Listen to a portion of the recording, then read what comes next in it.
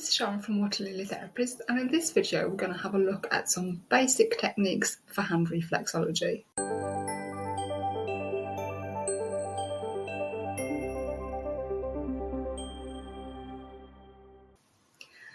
Sometimes, just in some of my hand reflexology videos or in other hand reflexology videos you might watch, there might just be some technical jargon that you're just not quite understanding what the technique is.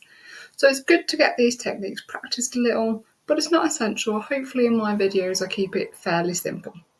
But there are some basic ones that we're just going to have a look at today. So the first one I'm going to show you, what I do quite often, is usually just a press and hold. So this will be on certain reflex points like the pituitary. So the pituitary is found in the middle of the thumb, and it's usually just a press. Now, sometimes you can press and hold, and you can hold this up for 30 seconds. Sometimes it might be a press and release. So usually then I'll count to 1 1000. So it might be 1 1000, 1 1000, 1 1000. And that'll all it'll be. So just count in your head, and they're really easy. The second technique I usually use quite a lot is a slide. So sometimes when I'm doing the spine down the sciatic nerve, I'll just use a slide, which again doesn't have to have a lot of pressure, and it's just a slide that covers all of those reflex. Or again, sometimes when we're doing across the diaphragm, it might be a forward and backward slide.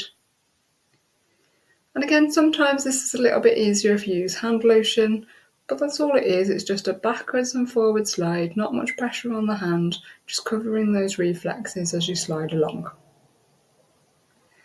Now, one of the more technical ones is usually called a caterpillar.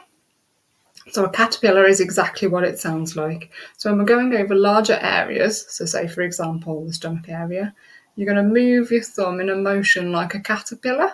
So it moves in a forward bending motion to cover that area. And again, that's how we cover quite a lot of the area sometimes.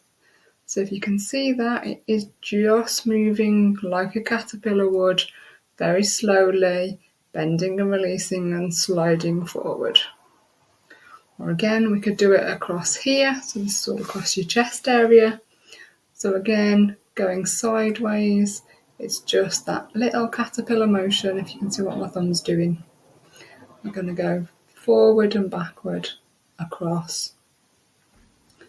And sometimes I'll just like to press and slide. So you press, slide, press, slide, press, slide. But as you can see, your thumb's kind of doing that caterpillar motion, whatever you want to call it. Just moving across that area, so putting a little bit of pressure on when we press, then releasing it off as we slide and move our thumb along on the area. That's your caterpillar. There's also another one known as hooking. This can usually be on things like here when we do the solar plexus, which is just underneath the diaphragm, really good for calming your energy. And again, we might just do a hook. So again, we'll just hook our thumb into that spot and do a little pull down into the hook. So again, we're just going to hook our thumb in and pull it down. Probably not quite so easy to see on video. Sometimes we'll do it on the pituitary as well. So it's a press in and pull down to hook. So if you're hooking that reflex point. And again, on this one, sometimes we just do nice little circles.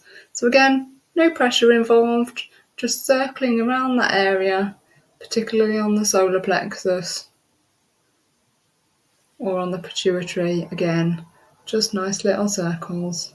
And again, it's really nice and simple.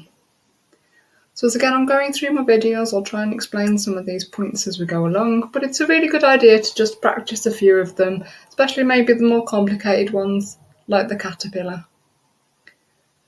But as long as you're moving across the reflexes and covering the area and it feels good to you, that's all you really need to cover all of your reflexes on your hand reflex points. So there are some basic techniques. Hope you enjoyed that video, and I'll see you soon in the next one.